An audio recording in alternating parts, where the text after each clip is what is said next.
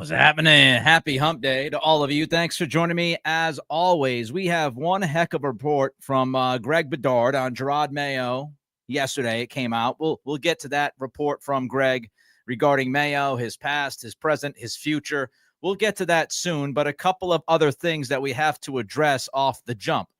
Bill Belichick might be heading to North Carolina. I feel like we've been saying that now for the last, week and a half. It's been at least 7 days since we heard that Belichick was interviewing with North Carolina and that there was interest from North Carolina, from Bill. They got together. There was a follow-up meeting. Belichick went on the Pat McAfee show, talked about how he would run a program. We found out yesterday that Belichick handed North Carolina a 400-page organizational Bible, it was called. Earlier today, there was a report that Belichick was going to be the coach. He had agreed. Adam Schefter, just recently, before we hit the air, pumped the brakes on that a little bit and said there are still hurdles that Belichick has to and North Carolina has to get over before Belichick is officially a Tar Heel. So it's not official yet. Not official yet. I'll have a lot more thoughts on this at my Patreon page. You can check it out, patreon.com/Nick Cattle, CATTLES, $5 a month, $1.25 a week. But I will give you a couple of bigger picture thoughts. I love it. I would love Bill Belichick to end up at North Carolina. I would love it because that means the final place that he was a head coach in the NFL was in New England. And even though it ended terrible, I still look back at the first 20 years, the 2 dynasties, the 6 championships. And I just like the idea of Belichick not going somewhere else and coaching another NFL team. It would be weird to see him rocking the Giants gear. It would be weird to see him rocking New Orleans Saints gear. I like the idea of the clean cut. He finishes his NFL career in New England, where he did the most damage. And I think that's a great thing.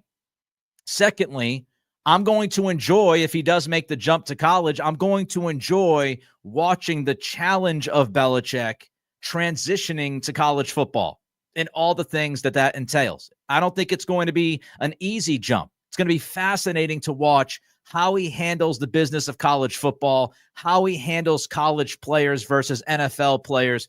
That's all going to be very intriguing to me. I will root for North Carolina. I'm a Notre Dame fan.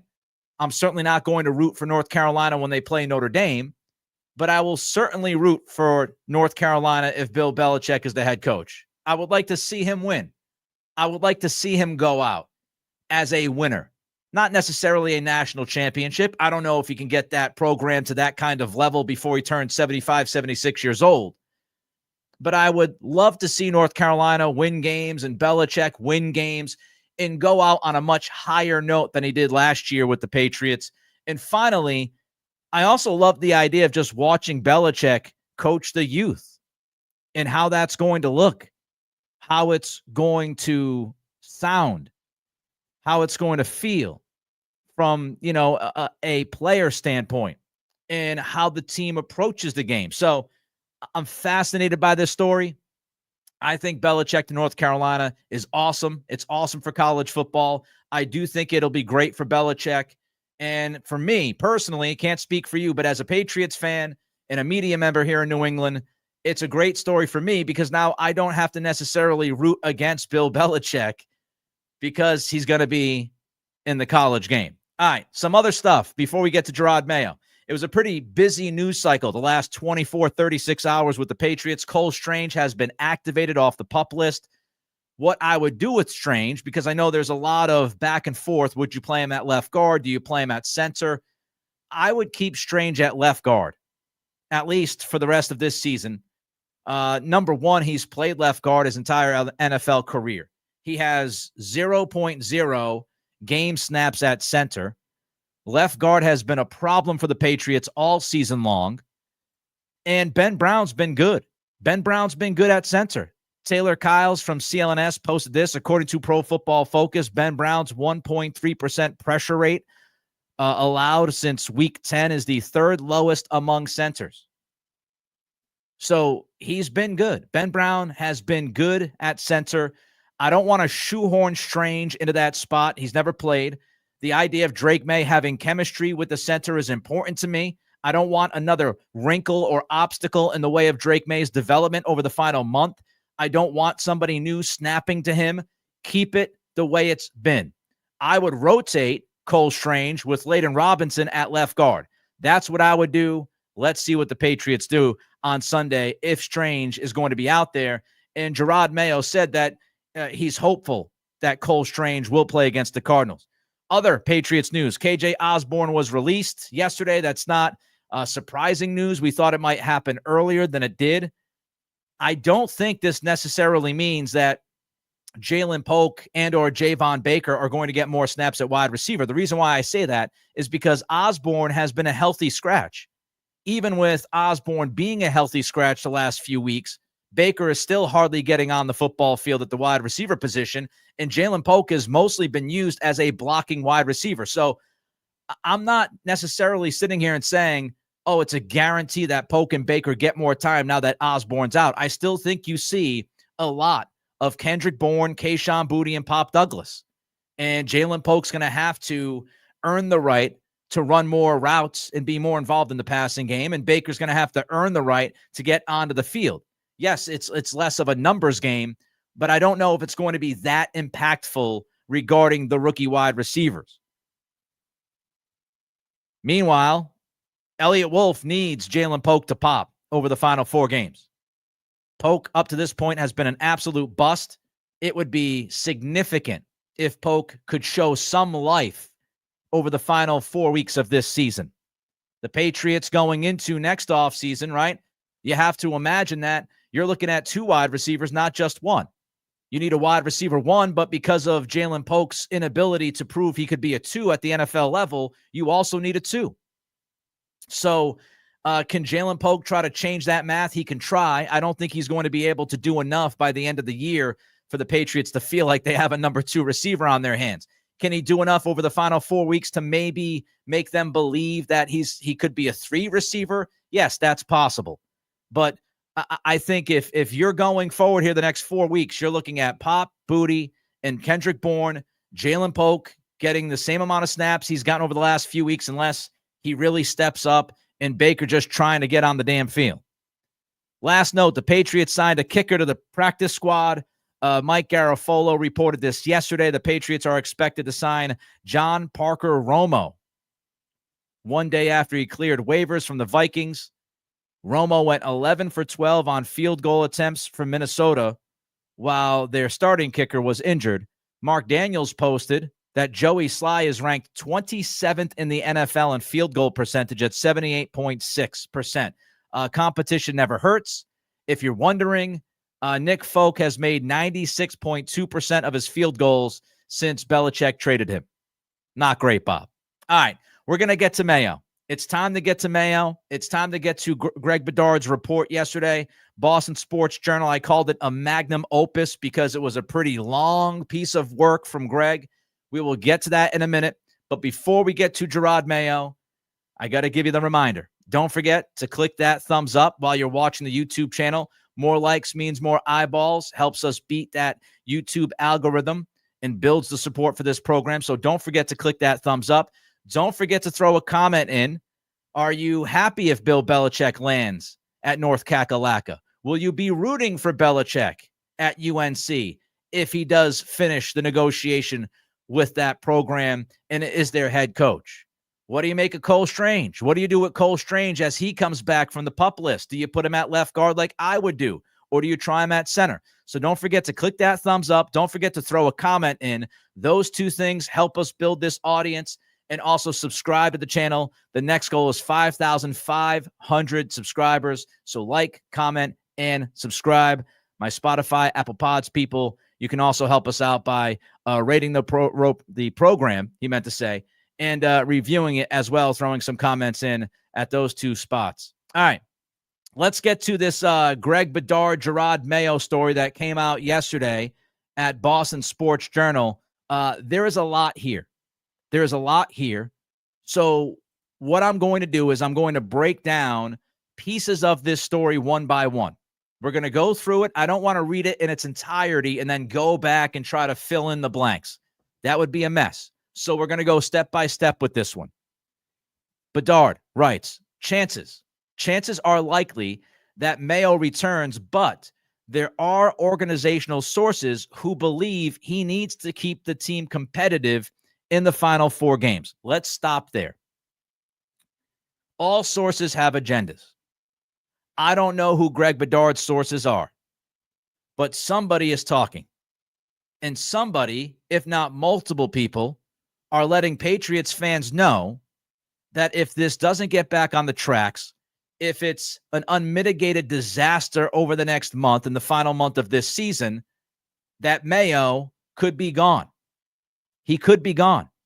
And the way I read this story is, if it is an unmitigated disaster, it's much more probable that Mayo is gone. So the final 4 games are gigantic for this football team.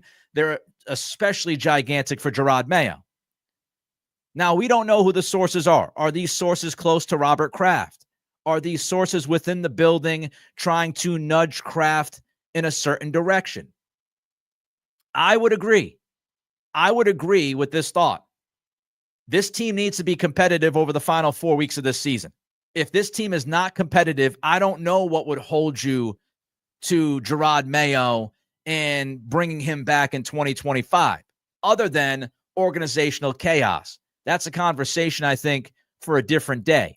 But if you're looking at this in a vacuum, if you asked me, if this team gets trucked the next 4 weeks, then I think it's very difficult to find reasons to bring Jerod Mayo back as the head coach.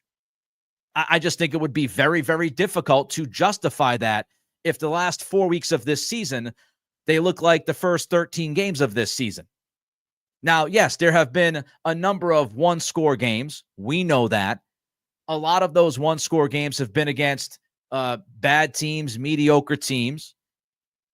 But if you don't see the improvement over the final 4 weeks from Jerod Mayo himself, and we've been through this, the clock management, the timeout usage, the adjustments within the game, 4th down situations, if you don't see some improvement from Mayo and this team gets just hammered for the final 4 weeks, boom, boom, boom, boom, then I don't know why you would feel the need to keep him as the head coach. Again, outside of organizational chaos, which I do think is something that is on the table and will be discussed as we get closer to the end of the season. All right, back to Bedard's story. According to multiple sources, if Kraft comes to the realization he made the wrong choice with Mayo, he would not hesitate to rectify the situation. That Kraft's ego and or proving his gut decision on Mayo was correct would prevent Kraft from moving on after one season is false. So Greg says the idea that Kraft wouldn't fire Mayo because he hired Mayo, he promoted Mayo, he was part of this whole fakakta process. If you think Kraft's ego would get in the way of him firing Mayo, that would not be correct according to these sources. Greg asked the question, has it gotten to that point? He answers no, but it could by the end of the season. The first thing about that chunk is the word if. If Kraft comes to the realization.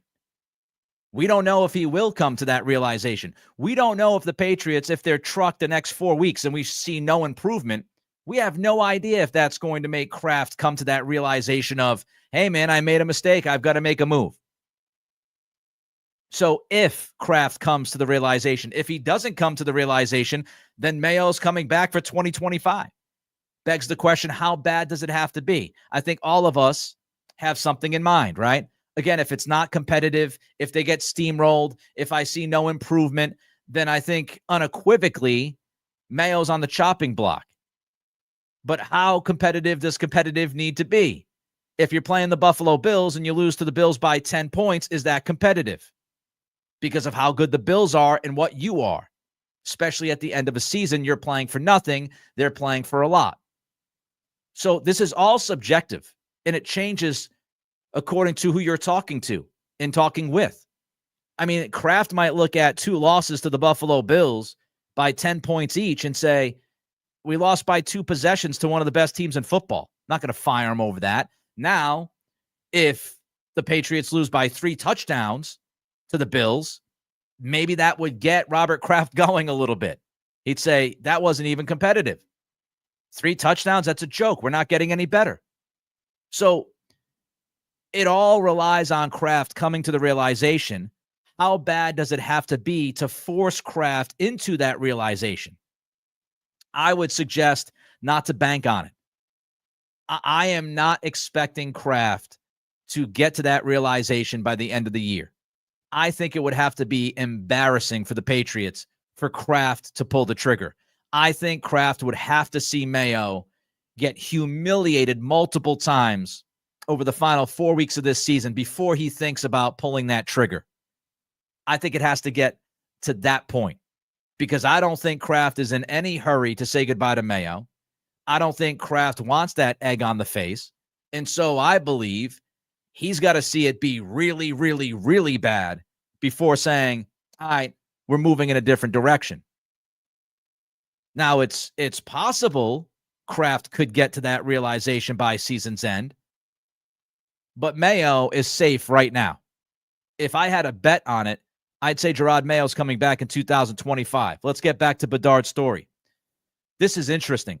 Doubt about Mayo's staying power didn't just come on in the past few weeks. During the offseason, ownership had some concerns that Mayo was in over his head and not focused on the right things to build a football program. So Bedard's reporting that almost right away, the Krafts were concerned about what they were seeing and what they were hearing about Mayo. And doubt about his staying power happened long before the past few weeks. During the offseason, the ownership was like, wait a minute, we have some concerns here. We have some concerns.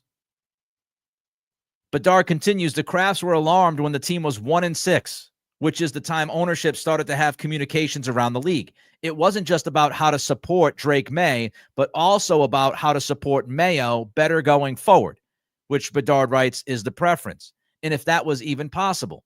They also did some research on Mayo's final years on the staff. They began to understand why Mayo rubbed some people the wrong way, including Mayo's perceived disrespect of Belichick and Bill O'Brien. Multiple sources said Mayo was harsh about the offense in staff meetings while expressing that his side of the ball was fine.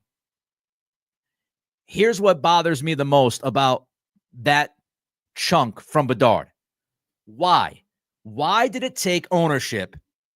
Why did it take ownership 2 months into the season to do that digging? Why in the world 2 months into the season did the Krafts decide at that point, oh, you know what? We should look into what happened last year. We should look into how Jerod Mayo was getting along or not getting along with his fellow coaches. We should figure out how Jerod Mayo carries himself with some of the coaching staff. It was obvious to me. It was obvious to you. It was obvious to everyone who was watching, listening, reading anything about the New England Patriots in 2023 that there was something fundamentally wrong with that coaching staff. We had several reports about guys pointing fingers at each other. And the fact that the Krafts did not do any research about what happened last year before going ahead with their plan of promoting Jerod Mayo to be the next head coach of the New England Patriots is absolutely ridiculous. It's malpractice. It's irresponsible from ownership. This kind of due diligence should have been done well before that introductory press conference for Mayo.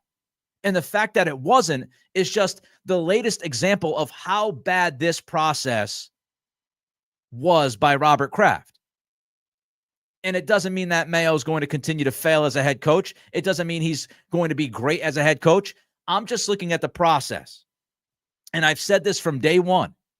The process was a mess. They didn't bring anybody in from the outside to interview. They handed this job via the contract clause to Mayo. They did not address the clause with Bill Belichick, which helped build animosity between Mayo and Belichick, which is why they don't get along right now. They did not do nearly enough due diligence on Mayo before they, actually put the stamp of approval on him being the next head coach. This was a mess. And it's inexcusable. It's inexcusable from a professional sports organization to not do the right amount of due diligence before you hand the job to somebody, let alone you're handing that job to somebody who has never been a head coach before, was never a coordinator at any level of football, and that guy is replacing the coach that is considered the greatest coach of all time. If there was any coaching search that should have had the most due diligence in the history of the NFL, it should have been this head coach search, because you are replacing the guy who's considered the GOAT. You're replacing somebody who helped win 6 Super Bowls. And the fact that they just did not do that due diligence, it's crazy. It's banana land. I mean, what I envision is the Crafts running around scrambling, trying to figure out, oh my God, we're 1-6. What the hell's going on here? Who is Jerod Mayo? Maybe he's more than that guy that was in the airport in Israel that Robert Kraft fell in love with. Maybe I should have done some due diligence before I just went to my gut instinct. So to read this from Bedard, it drives me crazy. Because why in the world would you not do this diligence before giving Mayo the type of responsibility that you gave Mayo? Like, why wouldn't you? Why wouldn't you do that? Someone needed to do that kind of digging before the official hiring. It was an awful, awful process. There's no doubt about it. All right, we've got more. We've got more with this report from Greg Bedard. We'll get to more of it in just a minute. Don't forget to like, comment, and subscribe. Let's jump to some super chats. Kyle Kirk, I imagine Wolf could be distraught about Mayo's performance thus far. More holes and more questions, not letting Wolf off the hook. So far, 1 for 8 on wide receiver, offensive line draft picks, free agency in year 1. Real familiar. So, look, Wolf's another day. I did my Wolf evaluation a couple of weeks ago. I appreciate Kyle, the super chat. I don't want to litigate Elliott Wolf every single week. I gave him a D- at the midway point of the year. We talked about the draft on Monday. I said that he does not get the benefit of the doubt this offseason. He needs to prove his worth. And if he doesn't do a good job this offseason, he needs to go. I've gone through all of that. I understand the frustration. I'm not writing off the 2024 draft. I know a lot of people are. I'm not doing that. Caden Wallace has been hurt the whole year. Let's see what happens over the next month. Drake May was a fantastic pick, of course, as we all know. But right now, Elliott Wolf has failed. There's no doubt about that. But I just don't want to litigate it over and over and over again. I also think the free agency stuff, we're paying attention to the things that don't work. I think he's closer to 50-50, which doesn't mean he was good in free agency. But I do think, people are just kind of conveniently overlooking some of the things that he actually did that worked, because most of what he did didn't work. I get it. But I do think there were talent that he added to this roster that made this team better, especially on the offensive side. But Elliott Wolf's in the crosshairs. They're all in the crosshairs. Every single person is in the crosshairs. They're 3-10.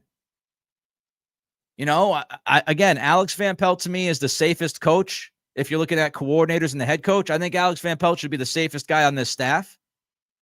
And I said from the beginning, I'm going to stand by this. I'm giving Elliott Wolf 2 years, because the GM's job is different than the head coaching job. A head coach and the coordinators, they have every single week to improve upon their mistakes. That's not the case for a GM or a president of football operations. You get your off season. Then once you're in the season, there's very little that you can do. You can try to add talent off the waiver wire like Ben Brown, who's worked out very well for this team. You can add guys, but those guys are guys coming off waivers. So it's incredibly difficult for the GM to improve upon the job that he did back in March and April when the football season is rolling. Coaching staffs, they can improve as the season's going. And I'm not talking about they can improve the talent. I'm talking about things that they have under their control. So that's how I feel about that. Appreciate the 10. Ken, $20 super chat, just tuned in, showing support for my favorite podcaster. Thank you, Ken. It is very much appreciated. Haven't heard from you in a while. I'm glad that you're doing well. And thanks. Thanks a lot for that 20. Anonymous, $10 super chat. I will show support for Nick and why on why is ownership vetting Mayo after they hired him. Yeah. Anonymous, I don't get it.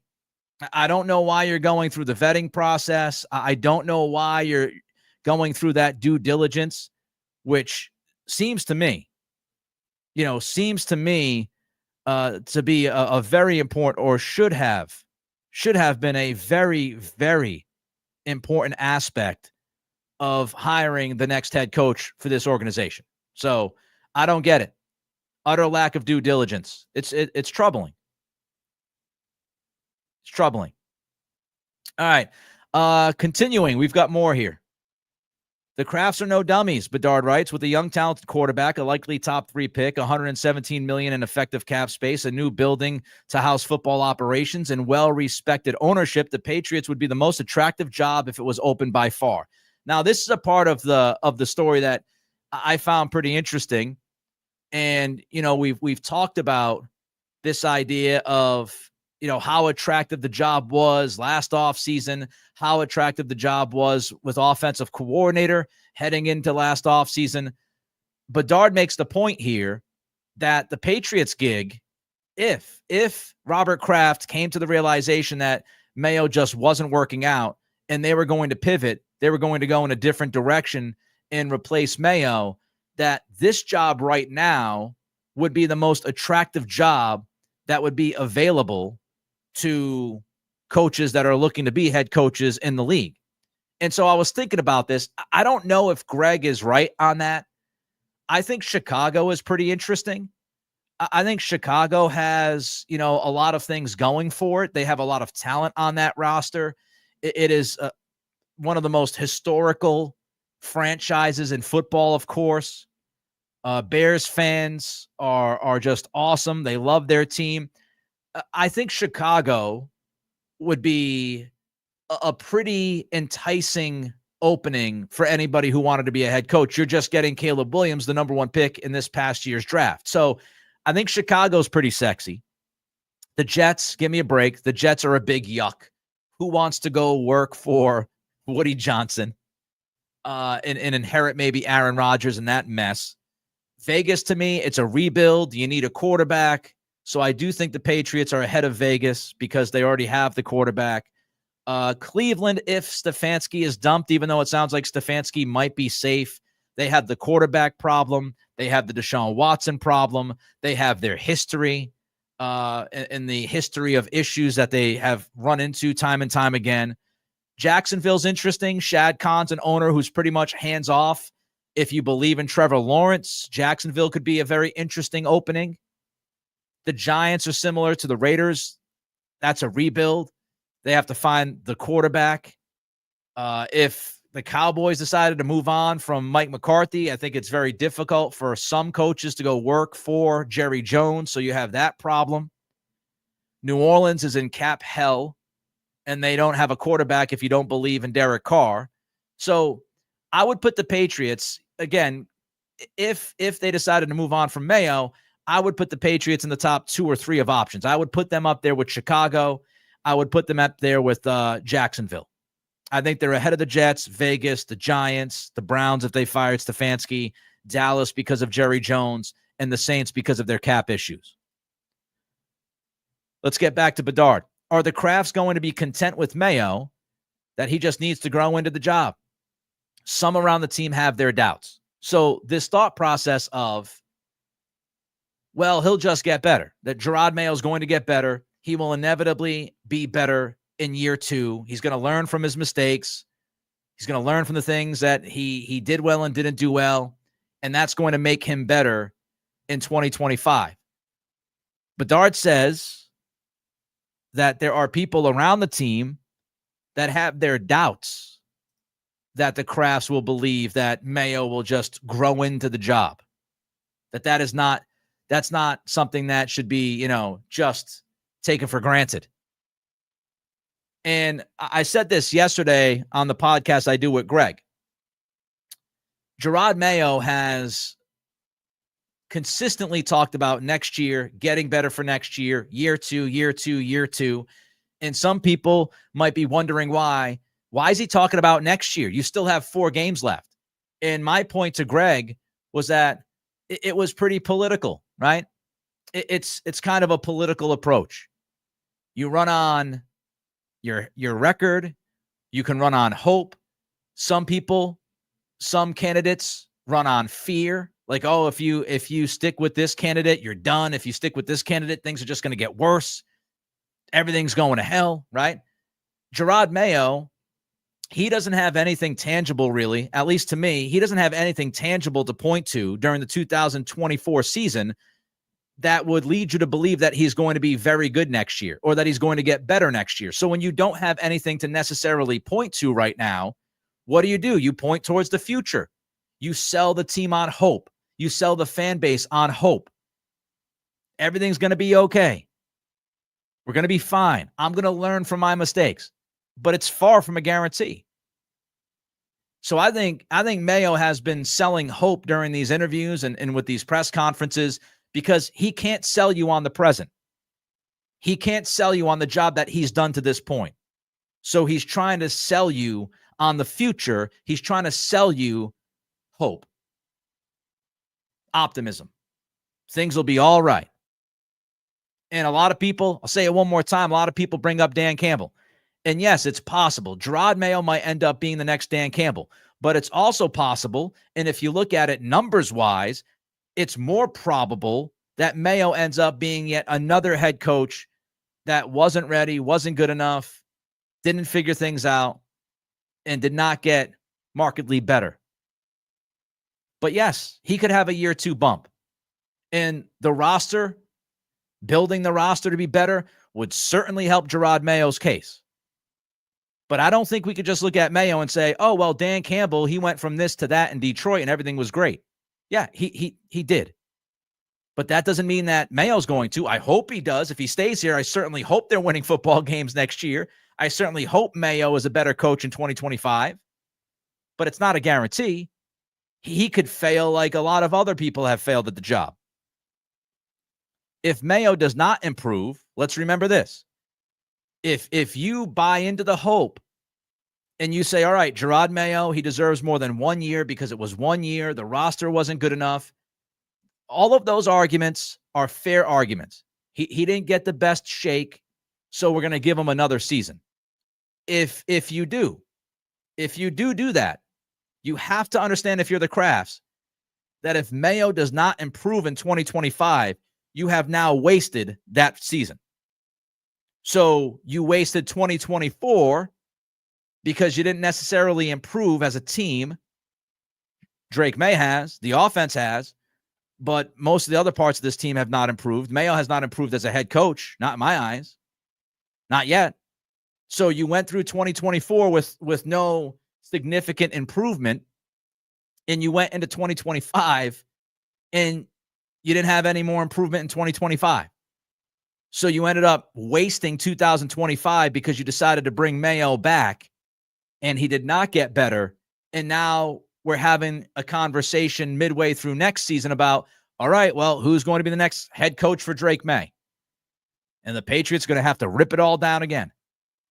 Because if next season is a waste, if you keep Mayo and he misses as a head coach, and you keep Elliott Wolf and he misses as a GM, and we're in the middle of next year, and we're talking about, well, we've got to get rid of everybody, you're going to start stripping it down to the studs again.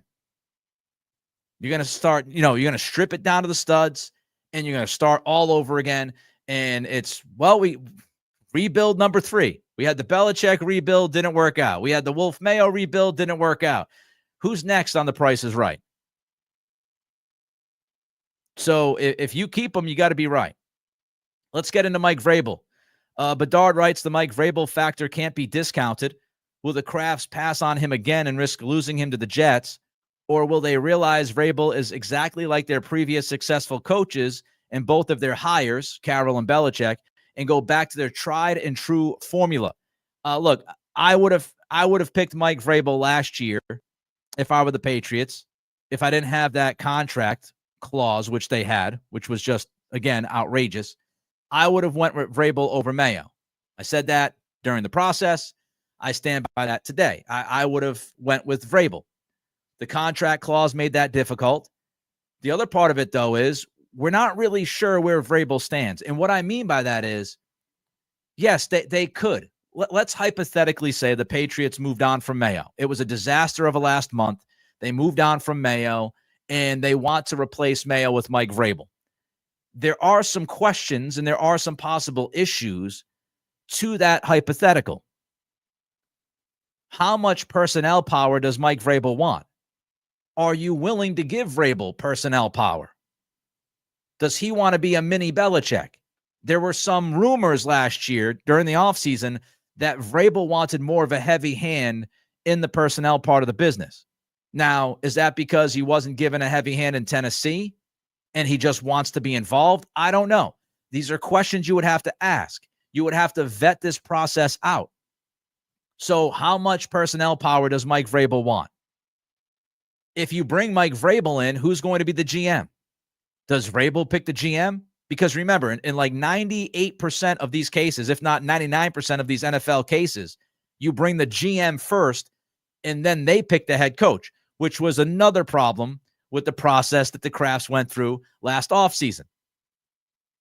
They went head coach first, and then once you went with Mayo as the head coach, now you were pretty much left with Elliott Wolf because you didn't want to bring in somebody that Mayo did not know and have zero experience with in the front office.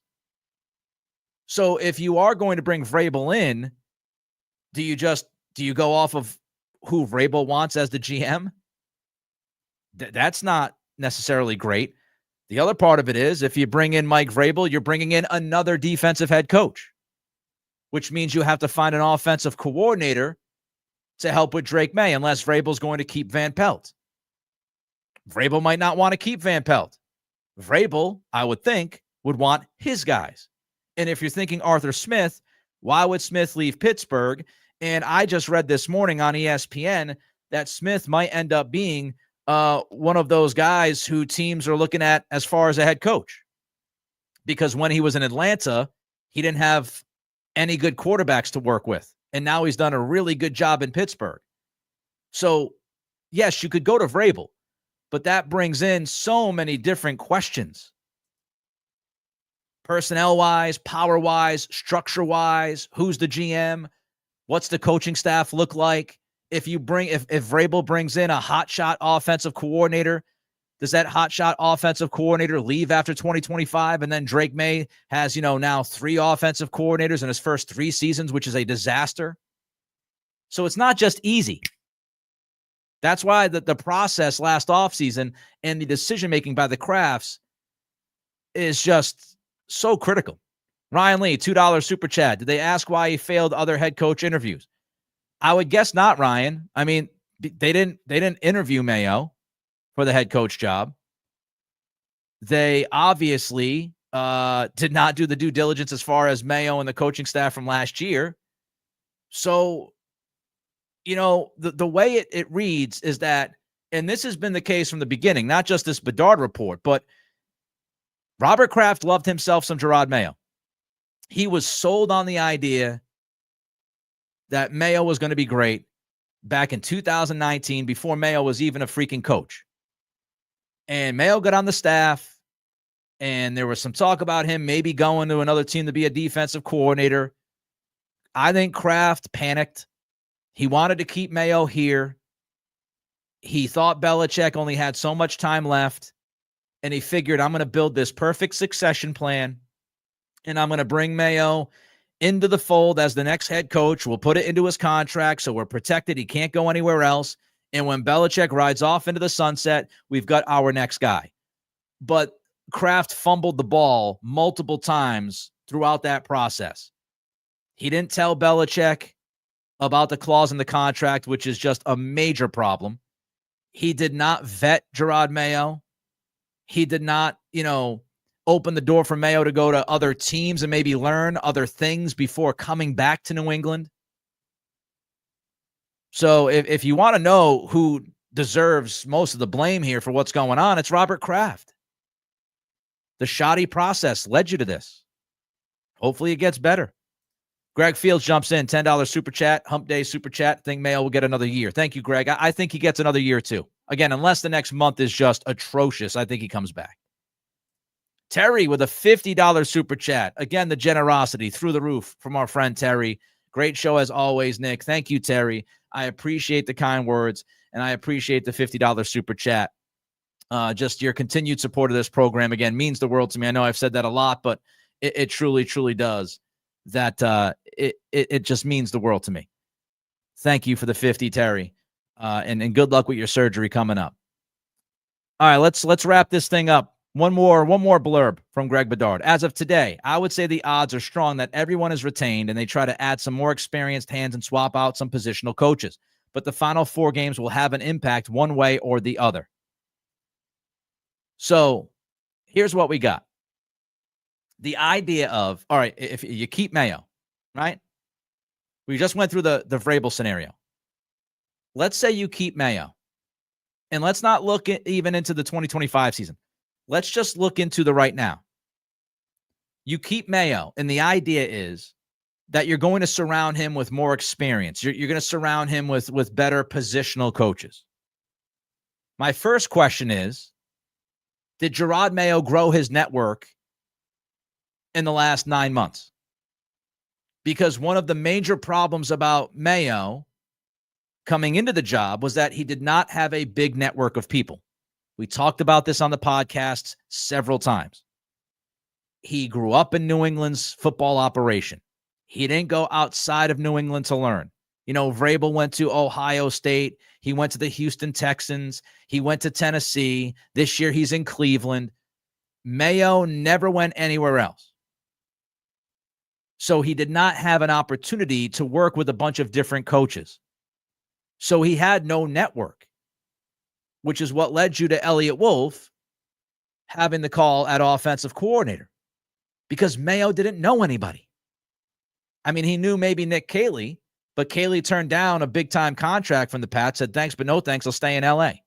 So does Mayo have a network now? If he doesn't have a network, where are you going to find these positional coaches? I don't know.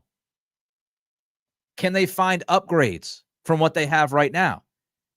Do positional coaches around the league, do they want to join the Patriots? Would they be excited to get a job with the Patriots? Or do they look at this and say, that's a house on fire? Aside from Drake May, that place is pretty messy right now. Why do I want to go coach in New England? Why do I want to go coach with Jerod Mayo when Jerod Mayo might be fired in a year?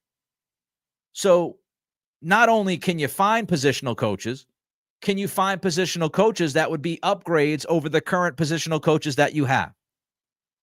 If you want to talk about experienced guys that you can bring in, will Mayo accept the experienced hands around him? Will Mayo be okay listening and learning from experienced individuals that have been head coaches before? He's got Ben McAdoo on the staff right now. I don't know if that's helped. It's helped with the workload. I don't know if it's helped Jerod Mayo improve. He hasn't shown any improvements. So, you know, will Mayo accept the help? Or does he think he's going to figure this thing out? Because when you hear him talk during these interviews and during press conferences, it certainly sounds like he believes that he's going to be able to go into the offseason, self-evaluate, correct his mistakes, and just get better. Maybe he's right. But if he does truly feel that way, he might not be open to more experienced voices being on the staff. So there are a lot of questions. I mean, this is just the beginning. There are a lot of questions about how you move forward. Do you keep Mayo? If you keep Mayo, who do you get rid of? Do you have better options to bring into the program? Elliott Wolf, can he prove that, you know, he's better than he looks after his first offseason? A lot of questions. But to tear it all down after 1 year, it's very difficult to tear it all down after 1 year because you're resetting everything again. So we'll see. We'll see what happens over the next month. Back on Friday, 3 p.m. Eastern to preview the Cardinals game. Don't forget to like, comment, and subscribe. Let's beat that algorithm here at YouTube. Continue to build the support and build this channel up. I appreciate every single one of you, even those who disagree with me. It's all good. Like, comment, subscribe. Let's keep pushing forward. Tomorrow night, my NFL podcast, Crafts and Kickoffs, tomorrow night at 7 p.m. We do that live here on the YouTube channel. So tomorrow night, 7 p.m., Crafts and Kickoffs. We'll talk NFL and have a drink. And then on Friday at 3 p.m. Eastern, we're back to preview Cardinals Patriots. Till then, be well. This has been the Nick Cattle Show.